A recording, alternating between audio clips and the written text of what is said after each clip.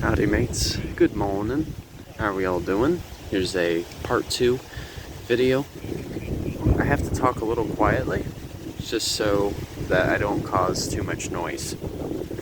So I finally made it to my destination, or at Deep Hole, which is located at the Myakka River State Park. Now, to first start off, some of you may be wondering, what is Deep Hole? Well, the location is an example of a reservoir, in a sense. And what I mean by that is there's a lot of water that is held in this hole.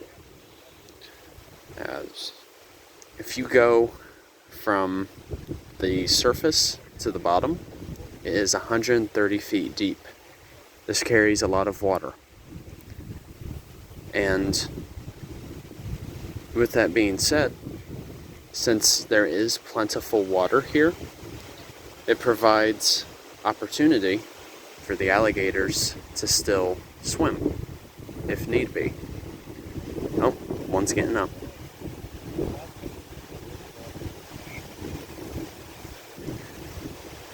So since it's deep enough and there's plenty of banks that, fills the circumference, it provides an opportunity for the American alligator to bask, take a little break, as it were.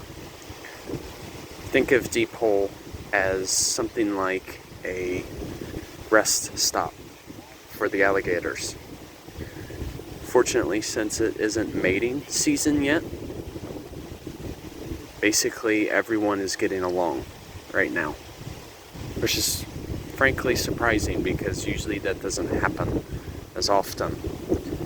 Usually most alligators are typically solitary most of the time. So for them to be all together like this, it's quite a remarkable phenomenon. So you could say, when I did my video last week on the American alligator, this is on a much larger scale.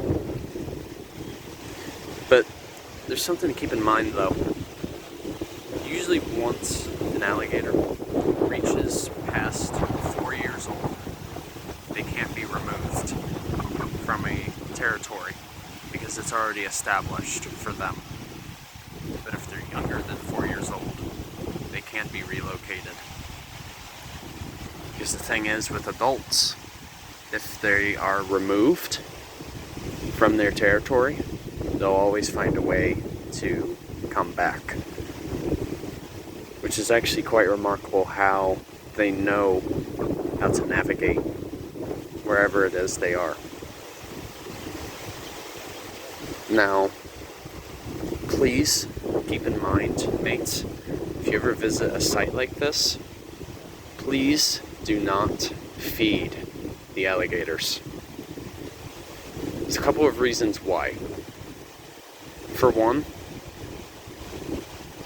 their diet does not consist of what we eat in terms of snacks.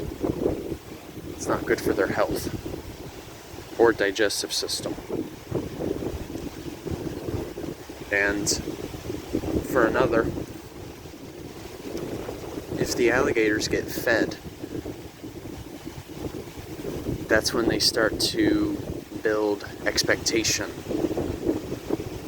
They'll start coming up to people more, and unfortunately people can take advantage, whether it be for food or poaching and even taxidermy in addition.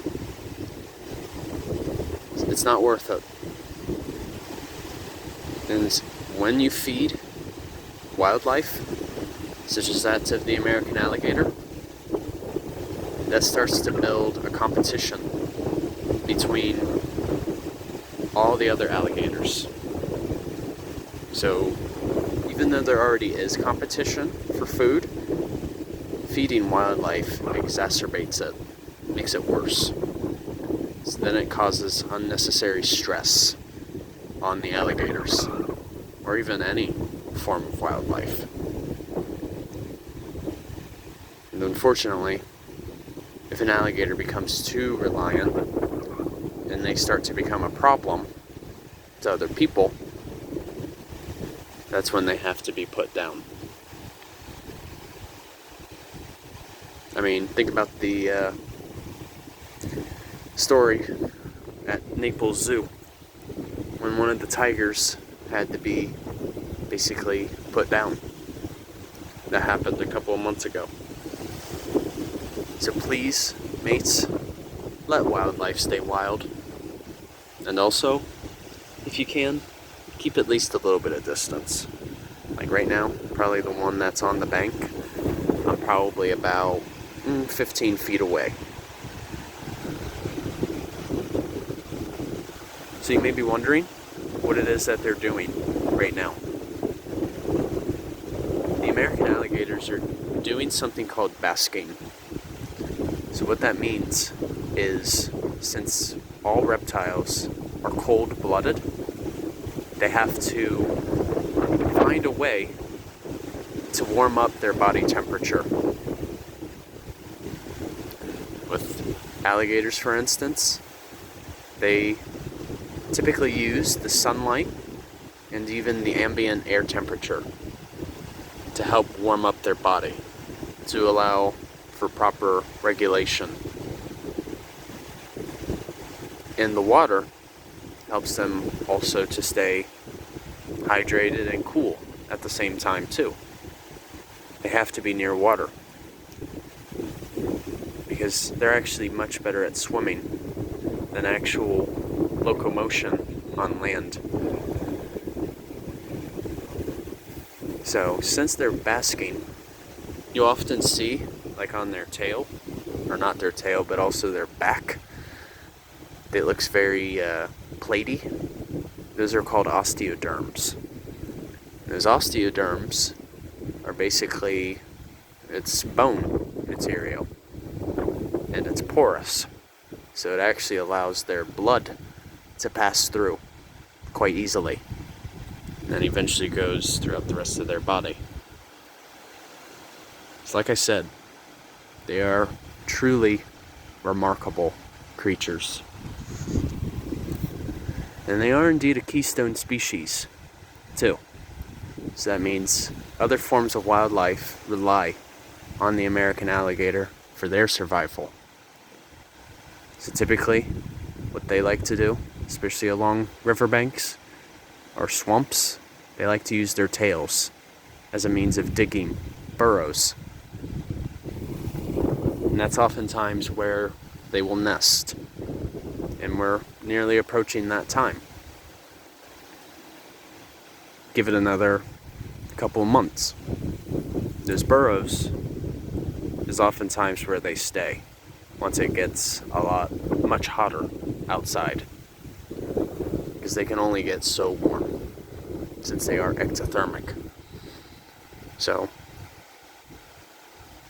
once the alligators leave their burrow, they can be used by other forms of wildlife.